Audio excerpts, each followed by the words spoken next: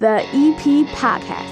Heard everywhere podcasts can be found, and always at the EPPodcast.com.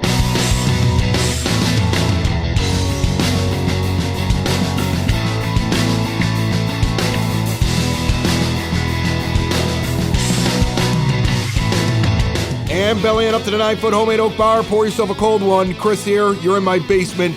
Enjoy the next 30 minutes of good here on the EP Podcast. An episode that comes out a little later in the day on Monday. And I have to apologize. It was parade weekend, for crying out loud. I had people in from out of town. Couldn't get over to the microphone all weekend.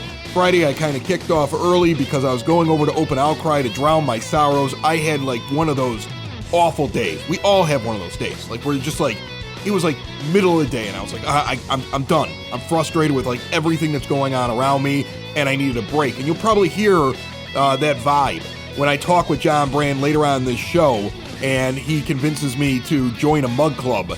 And we're eating beer and pizza and having a great time. Big crowd out there all weekend long. I saw on Friday and also on parade day. We're also going to visit a brand new business to Evergreen Park, the newest business in Evergreen Park, located on 95th Street, and Tim Lyons from the Evergreen Park Baseball Club is down here at the 9-foot homemade oak bar. Baseball season, Little League upon us. We will talk to him. So much more ahead. It's all brought to you by the First National Bank of Evergreen Park. You need a bank you can rely on, one that knows your community and provides customized accounts and offers just for you. Count on the First National Bank of Evergreen Park, located in that iconic building at 95th and Pulaski. They're a locally based community bank committed to people and businesses right here in the EP. And now when you open up a Total Access checking account, you get $300 as a bonus.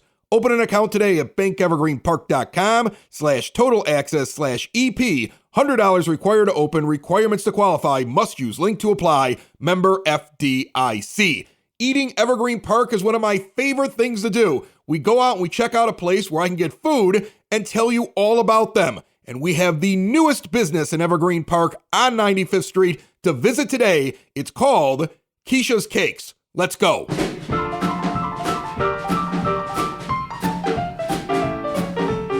All right, we are at the brand new Kake. Is it a cakery, a bakery? What would you call this, Kesha? I call it a cakery. Cakery? Yes, we do sell cake supplies as well, but we do sell cake as well. Kesha Mullins Johnson is standing here. She is the owner proprietor of Kesha's Cakes, and you opened a week ago on 95th Street. You are the newest business in Evergreen Park. Congratulations on that. Thank you. Thank you so much. We're happy to be here. So take me through what this is all about, okay? It's a cakery. So it's not like, it's not like walking into your traditional bakery. You'll make things by the slice. So if somebody wants to grab a slice or something like that, but then you'll also do parties, you'll do events, you'll make a full cake for somebody, you're custom making it, I'm assuming. Take me through everything that you guys offer. So yeah, we are a cakery supply store, and I totally made up the word cakery in case somebody wants to look it up. I like cakery. You like cakery? See how I went to it right away? I was like, cakery. Yes, and so we offer baking supplies, but we also offer good tasting sweets. We have cakes and muffins. We offer them by the slice, or you can order a whole cake and pick it up from here. We do events. We do weddings and birthdays and all kinds of cakes, but we really specialize in southern treats. My mom's from Alabama, so I do all of the peach cobblers and pound cakes and German chocolate cakes and all of the stuff that we enjoy in the South. I try to bring that here. I think that's really interesting because I've talked to other businesses around here over the last year or so. There's some restaurants that have changed their menus recently and said, I'm going to try the Southern style. And they were worried about doing it maybe in the last couple of years beforehand because they were like, well, I don't know if people are going to like it here. But when you stand out and you're unique, that's what people are looking for. And so that intrigued me right away because if I'm going to have that, I want to go to somebody who specializes in it. That's right, and we specialize in it. As a matter of fact, we have a very popular cake that we sell out of every week. Even before I opened the store, I would sell slices and cakes, and I would sell out every week. It's called a peach cobbler pound cake. So if you like peach cobbler and you like pound cake, just think of the both of them together. And they're very yummy. And we also sell one that is drenched in Hennessy. So people really like that. And that's a Southern treat. That's something that they do down south. So people like that. I like my baked goods drenched in alcohol. What other way should you have them? I've been thinking about this thing lately where, I miss when my grandmother did it and my mother did it. There was like a cake. There was a cake that was just set aside in case people popped in. Nobody does that anymore. But I'm pretty sure if I had a cake drenched in alcohol, I get company again. You'd get a lot of company. And if it were a Kesha cake, you would get all the company. Okay?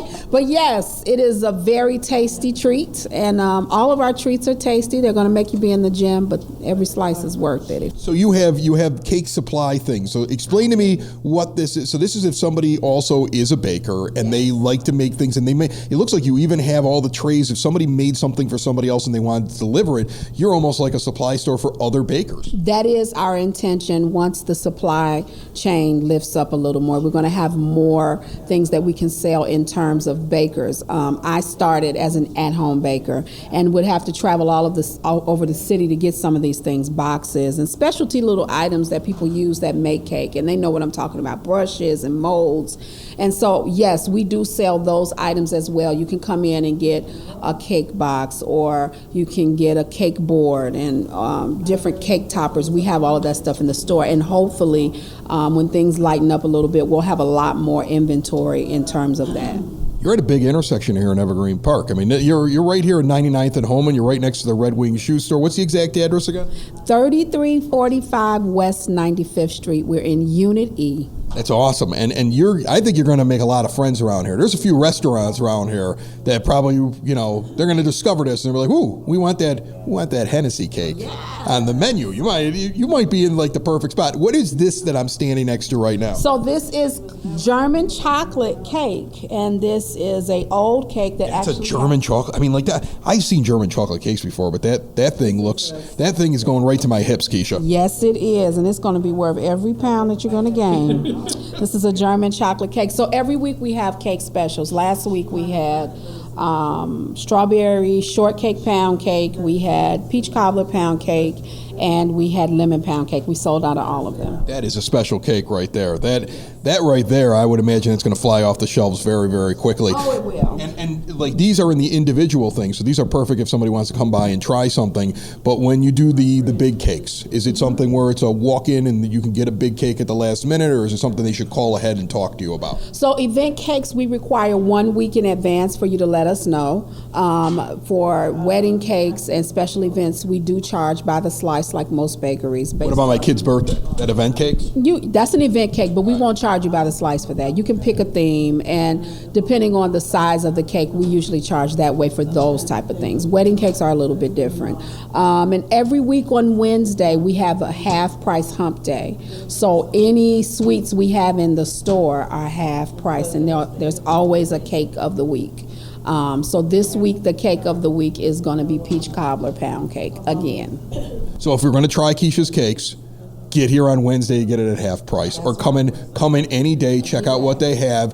Do you have a website, a way for people to look at that too? I do. So you can find us on the internet at www.keshacakeboutique.com. You spell Kesha a little differently than I've seen Kesha before, so it's Kesha, and then cake is with a K as well, right? Correct. Yeah. All right. So so we want to make sure they got it, because I want them to go check out your website. I want them to have that. Okay. Once again, give me that address. I really appreciate it. 3345 West 95th Street. You can call us too at 708-664-9899. All right. We just checked out the newest business in Evergreen Park. You're diving into the baking business here in the EP. This is an interesting spot. There's a few bakeries, there's a few places around here, but I think you got the goods, Kesha. I got the goods, because nobody ain't baking pound cake like me. Building relationships, supporting the community, and service. These are the things that Country Financial stands for. They're more than just an office you may pass by as you drive through Evergreen Park. They're neighbors who lend a helping hand and support the fabric of your community, including charitable organizations, sports, financial education, and civic organizations. And since Country is already your neighbor, they want to get together and chat. Call your local Country Financial representative, Mike Thauer, today at 708-425-1559 to talk about the things that are important to you and how he can help you protect them. Back here at the 9-foot homemade oak bar with Tim Lyons of the Evergreen Park Baseball Club, the EPBC, which was the boys club combined with the EPAA. Was that last year the first time that they were both together? Last year was the first full year of operation. Yes. How did that go? Like one big little league for all of Evergreen Park. Was it a big rousing success? Were you surprised by how anything that happened while it was out there? Did it go the way that you expected it? It couldn't have went any better. And a lot of it's due to the increased volunteers we had across the board, coaches, parents. We have an increased board now as well with some new faces and fresh ideas. And it all starts at the top with Brian Harmon. He runs an outstanding league, and we really are fortunate to have so many great fields in Evergreen Park, thanks to our street department and all the help they give us. And there's 14 fields for these kids to use, and a strong house league combined with our MBA program run by Coach Smythe at the high school. We have a lot of good things happening in our league, and I hope our kids really take advantage of the great things that we're offering in EPBC. If people don't know Tim Lyons here, who's sitting here, he's over at Brother Rice. What are you coaching over there? Are you coaching? I'm the freshman football coach. Right. I just retired from baseball after 33 years. See, that's what I thought. I thought you did baseball. You walked in with the Brother Rice football thing on. I'm like, what the heck is going on here? Maybe the football guys gave him it. So you've moved from baseball over to football now. I've been football I did both for many, many years, and now I like to sit and enjoy my sons playing the game in their last many years, hopeful playing it as well. And baseball has been very good to myself and my family, and we're blessed for that. You're doing that. You were just telling me you were coaching a basketball team over at Redeemer. Yes. And you're over here at the EPBC. So literally, when do you sleep? Like, this is a lot of sports, Tim. Kate and I are early risers, and it's the heart of a volunteer, and I'm fortunate for all the chances I have to volunteer and be in a great community, work at a great place like Brother Rice. I consider myself pretty fortunate. Evergreen Park, I would say, has become like a place where baseball and even at the ladies level, softball players seem to be coming out of this area. This has become a very competitive village that produces like really good players and actually will go out and perform. Little league championships. You have a lot of, like, you're playing for titles or you're in tournaments. Is there a lot of pressure in this area? Like, do you ever feel like, wow, we're so big, like, it's crazy, or is it a lot of fun because of that? I wouldn't call it pressure. I would call it pride. I've lived here my whole life. I had the privilege to play in EPAA as a youth and coach there for a long time, and now to be a member of the EPBC for so many years now. I'd call it pride, and I think the pride starts at home with the parents in Evergreen Park and our surrounding communities as well. And that passion then comes onto the baseball field where our kids are competitive and they want to achieve success out there, while, of course, the number one thing, having fun and enjoying the great game of baseball. Well, I noticed that when I volunteered last year and I was coaching a T-ball team, and I noticed that there is a lot of fun. Like, the kids show up and you guys are encouraging that everybody, everybody's playing, everybody's having fun, and everybody's learning. And, that was a far cry from maybe how I grew up. Like, and I'm sure there are other people that are out there like, man, I don't know. I went to Little League. I was in 2 different Little Leagues because the first one my father was just sick of.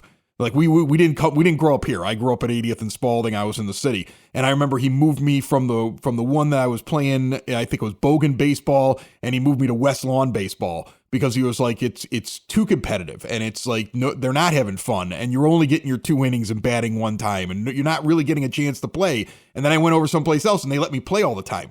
And I enjoyed it. And I started to like playing baseball because I didn't get that chance. And when I volunteer with you guys, I see that same attitude. Like, get them all out there, get them all a chance to learn. Just because you're good at something when you're 7 or 8 years old doesn't mean you're going to be the best kid at that position when you're 11 or 12. And just because you start off slow doesn't mean that you can't be taught and that you might shine a few years later. Your destiny is not determined when you're real little in this league. And I think that's a good thing. And I think that credit goes to not only our board members, but our coaches.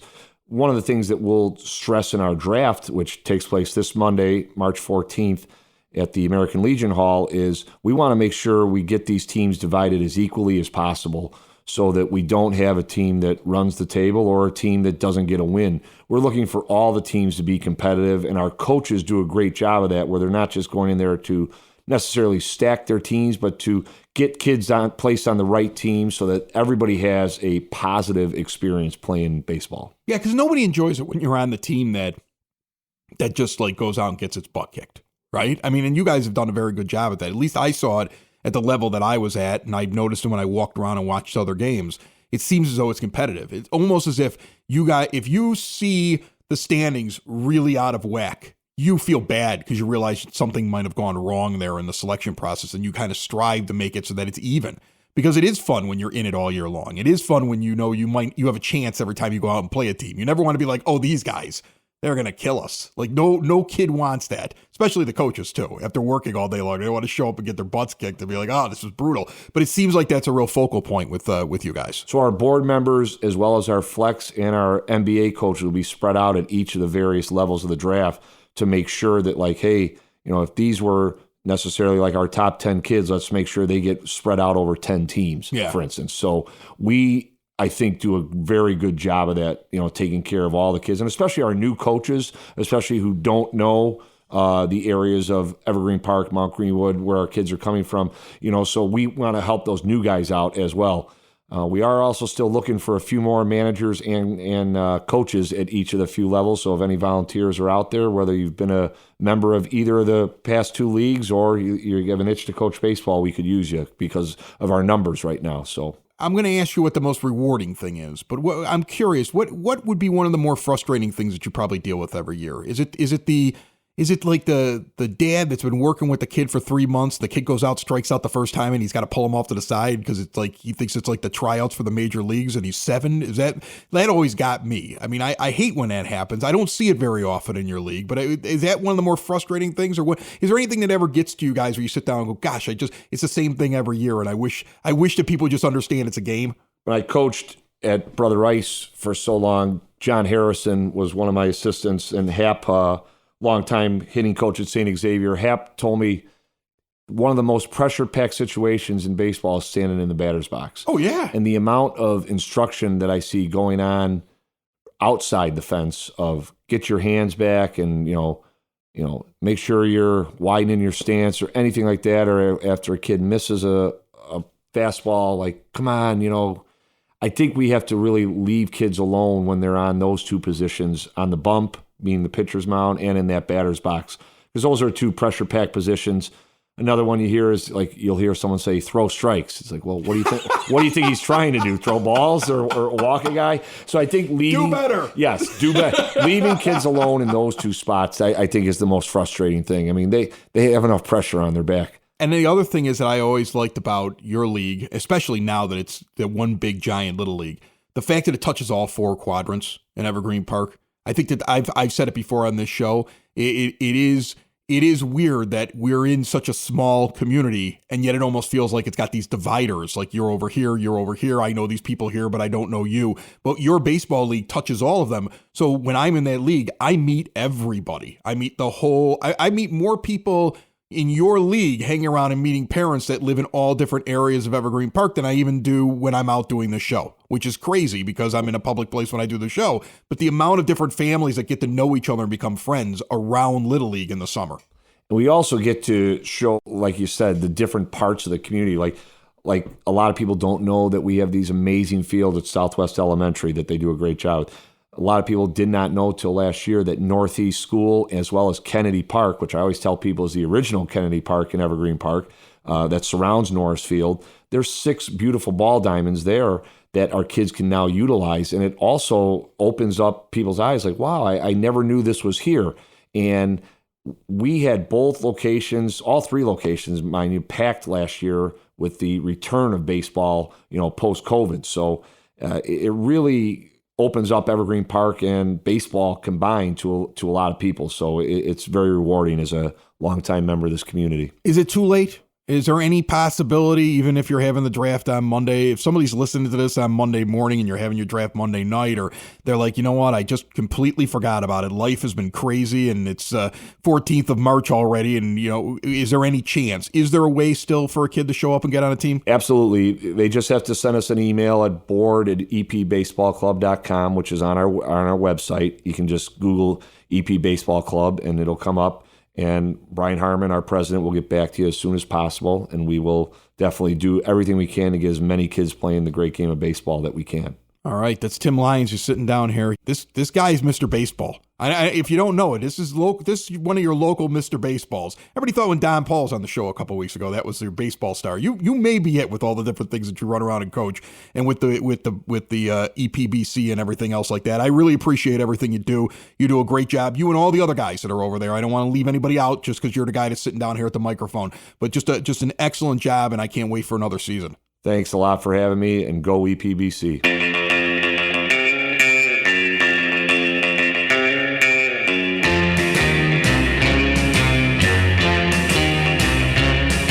It's now time for your EP podcast, Word on the Street, brought to you by Grinders Training Academy. Grinders is a great place to go train if you have a kid that's getting ready to go play in the EPBC or another league in the area. 102nd and Kedzie Avenue, youth sports training for all kinds of sports, conditioning fitness classes for all levels, kids and adults. A safe, clean, structured environment for student athletes to train for the sport of their interest.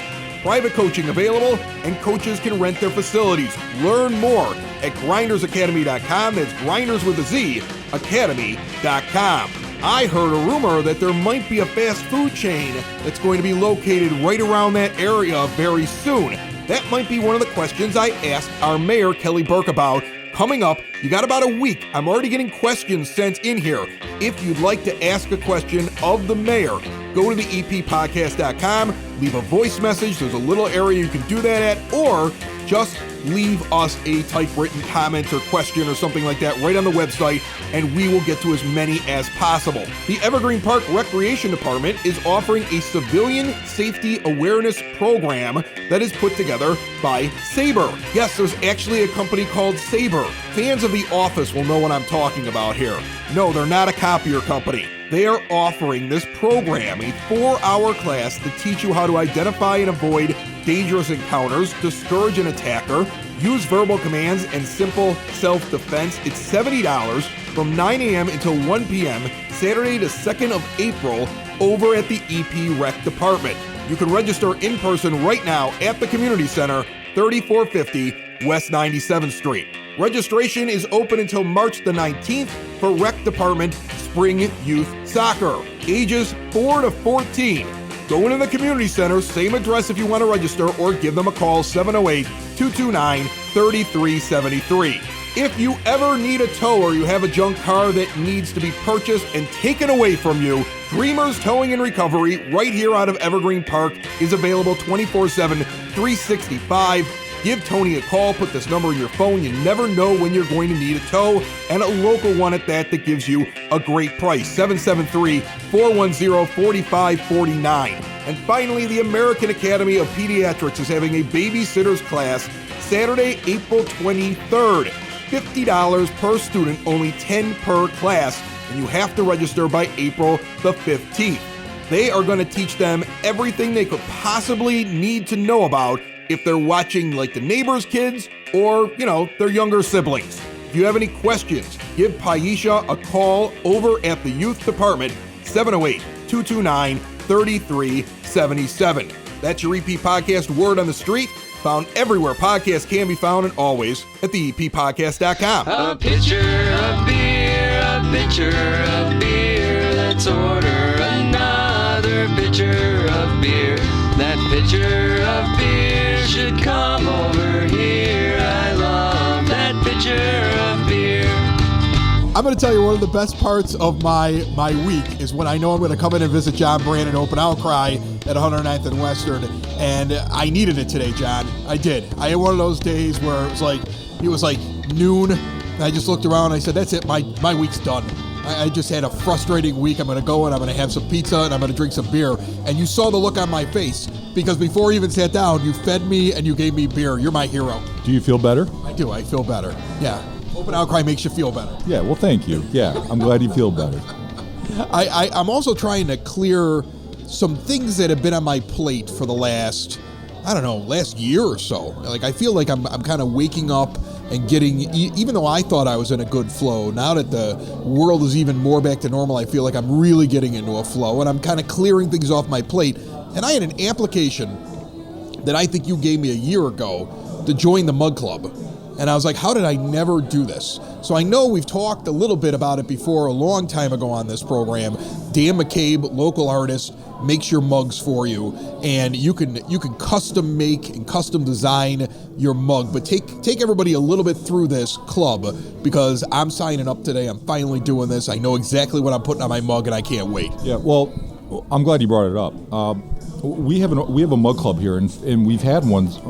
I think we started it maybe 6 months after we opened, and it's grown substantially since then. The goal was to continue to try to build community around this brewery and around our pizzeria, and that dovetails really nicely with what a lot of breweries do, and that's create a mug club for their best customers, where you'll have a custom mug designed for you, and then you come in and you grab your mug, and then you get discounts on your beer. We wanted to do the same thing. I believe we started this in early 2018, and we partnered with local artist Dan McCabe. Dan McCabe, if you look him up online, he's probably one of the more successful or well-known potters in the Chicagoland area.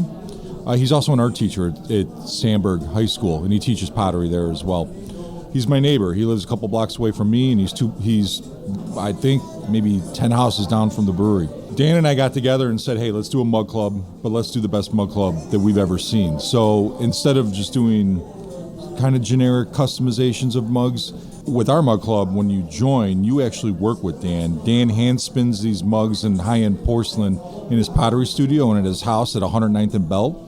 And then he works with you to put whatever imagery and logos or whatever sentimental imagery you have that you want to put on the mug. He works with you to do that. So, and then on the inside is your nickname or your signature or your name or whatever you want to put on the inside. Oh, that's really cool. I can see the name in here. So you got your name sign on the inside of the mug. Yeah. And then what it looks like is that you have the Open Outcry symbol, okay, which is becoming iconic here on the south side. You got a thing that shows you're a Mug Club member, and then it looks like you got a side to the mug. You can put whatever you want to. So for people that can't see it, of course, because it's a podcast and it's not television, one of them looking at the guy's a White Sox fan. I can see he's got this Irish heart that I've seen people like wear rings, but that's the symbol he's got on there, and he's got a Beatles guitar, like an actual thing that says the Beatles on it, so I can tell what he's into. I have one here that's got their family crest that was put on here, which is incredible. It's very detailed. That's sitting on the side of it. And then I have another guy over here that somehow is a St. Louis Cardinals fan and a Chicago Cubs fan. That is the weirdest thing I've ever seen. Yeah, if you go through the Mug Club shelf over there and see all the images, it's across the board. Everyone from sports fanatics to do their best sports teams, or a lot of people will have their kids draw a picture and they'll put that on the side of the mug. Dan will accommodate whatever it is you want. My plan right now is the podcast logos for the different ones that I do. The good ones, not the crappy ones, but the main ones, the good ones that I really like doing. And then maybe I was thinking about designing a little street sign that maybe has all the places I did radio back in the day. And that's kind of what I'm thinking for my face of the mug. And so I've been picking out all my logos and stuff, and it's coming to life here as I sit here and I look at what other people did. But what's interesting is they're so unique. Like, you can't put them next to each other and they're not even exactly the same size. They're not even exactly the same shape. They have different artwork that's around the logos that you did. There's no way one is a carbon copy of the other. Yeah, and that was by design. Dan wanted these to be wanted everyone to take ownership of their mug and work with him to make them unique and their own. And he's done that. And because they're hand spun, every one is slightly different, which is kind of neat. And it stays here. And so it stays here, and then when you show up, you get your mug, and then you get your beer served in it? Yeah, that's correct. Yeah. So when you arrive, you just tell the server you're a Mug Club member. They probably know you're a Mug Club member because we know all our Mug Club members. They grab your mug off the Mug Club rack in the back, and the bartender fills your beer in your mug. And if I give Dan a couple extra bucks, does he make my mug a little bit bigger so that I can get more beer in every pour, or what? You're not the first person to ask that question, and nor should I be the last. No.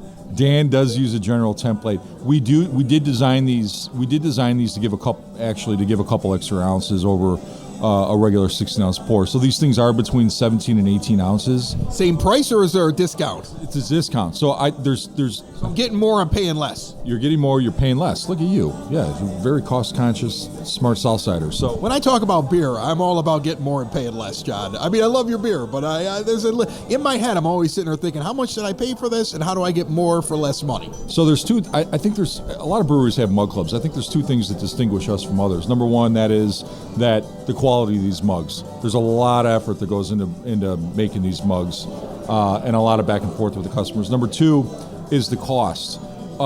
We don't charge annual fees. It's a lifetime membership. Okay, I do pay Dan a significant amount of money to hand spin these things. They are kind of expensive, which translates to the cost. It's $150, but it's a lifetime membership. We'll never ask you for money again. But as long as you're coming in here with your mug, you get $1 off a beer 7 days a week. You get $2 off a beer on Mondays. You get 10% off crawlers. You get 10% off kegs if you buy a keg. And then you get 10% off all merchandise. So hats, T-shirts, whatever it is we sell in the gift shop. You get 10% off there as well. And if I had the mentality of my wife, in my mind, the discount means it's free. I would just buy more. That's what she does. Like, she comes home with 4 cases of Coke instead of 1. I'm like, we don't drink that much pop. She goes, yeah, but it was on sale if you bought 4 of them. So, like, right now, you would tempt her now to buy even more beer at Open Outcry. There have been a handful of Mug Club members that have been keeping track of how many beers they bought in their mug for the only reason to tell me that they are now drinking on the house. So they've gone. So they wanted to make that very clear to me that they've made their money back. I made my money back. I'm drinking on the house now, John. And they stick it in your face. Yeah, and it's okay. As long as what's really nice is that there have been, when you walk in here, you're always going to see a Mug Club member drinking out of a mug. And there are times where, a good percentage of the place, everyone's got a mug on the table. And it really has turned into a community. Everybody knows each other. When another Mug Club member walks in, they all chit-chat, ask about families, and everyone is... a lot of friendships have been made over these mugs, and a lot of people that come in here because it's created a sense of community, and we're proud of that. Is there a big day for Mug Club members? Like, is it the day where it's $2 off, like everybody's here on Monday, or are there certain times of the day where you normally see them more often? Yeah, I think that $2 off on Monday does bring a few more of the Mug Club members out on Monday nights. But where are you going, Daddy? It's Monday drinking day for Daddy. I got to go get my $2 off at my Mug Club. Before the pandemic, when we were doing events consistently, Mug Club members would get first crack at reservations for beer and food pairings, or when we would do real special events like the Graham Elliott night that we did back in 2019. We did one night that was dedicated specifically for Mug Club members. Mug Club members get Christmas gifts every year. Mug Club members also get first crack at our bottle releases as well. That's awesome. Well, I don't know why I waited so long. So I'm going to get this done. We're going to get the logos. I already have all the information. I'm going to send all my stuff over to Dan. What do you think turnaround time here? Like, how soon am I going to be sitting here with my mug while we're at Open Outcry? What do you think? If the customer gets Dan his imagery relatively quickly, he can turn these things around in about a week. A lot of times Dan and I end up kind of chasing people around for their images, and that will delay it. But the delays are usually because people are still deciding on what they want to put on the side of their mugs. What are you gonna stick with? What are you gonna put on yours? I'm gonna put the logos. So I'm gonna put on EP Podcast, Socks in the Basement, Southside Pod, maybe the Broadcast Basement logo. Like, I've got a bunch of different logos, So I'm gonna make it my podcast mug. That's what I'm gonna do. I've got plenty of things to say White Sox. But every time I got to go do like a podcast thing, I got to spend an awful lot of money for somebody to make me a koozie. And I never feel like the 2 koozies I get to keep out of the 1,000 that I give away was worth all the money that I ended up spending on it. So this I want something permanent that when I walk in, I'm like, there it is, boom. And then I want you to go put it like on a shelf where people could see it for free advertising. Well, the cubby's in the back, and each cubby is labeled with your mug number. If you see that every mug has its unique number on it. You'll go over to the shelf, grab your mug, sit down at the table or at the bar, and the bartender will pour you a cold one in your mug. If you get that thing in today, we'll have this for you in about a week. All right, 109th and Western, Open Outcry. His name is John Brand. He fed me today, which was really nice of him, and he gave me a good beer. And we're gonna do, I'm gonna do my mug club, and you gotta go check this place out. The rooftop's opening up for the spring and the summer. This is one of the places to be on the south side. There's tons of garlic in those cheese curds you ate, so make sure you brush your teeth tonight before you try to give the wifey a kissy. Okay. Are you telling me we got a little too close here with the microphone? Not you and me, but if you want to get a kissy tonight, I'd brush your teeth before you go home. There's a lot of garlic in those cheese curds. Another show is wrapped up. Another show's in the books. Another show is wrapped up. And then by the looks, it's going to be a good one. And we'll see you next week. And the nude is basement. And the nude is basement. Another show is wrapped up. Another show is wrapped up. Another show is wrapped up. And it's in the books. Another show is wrapped up. Another show is wrapped up. And by the looks, it's gonna be a good one. Nudie's Basement. Broadcast Basement. The Nudie's Basement. The Broad Basement. Slancha. The EP Podcast. Heard everywhere podcasts can be found. And always at the EPPodcast.com.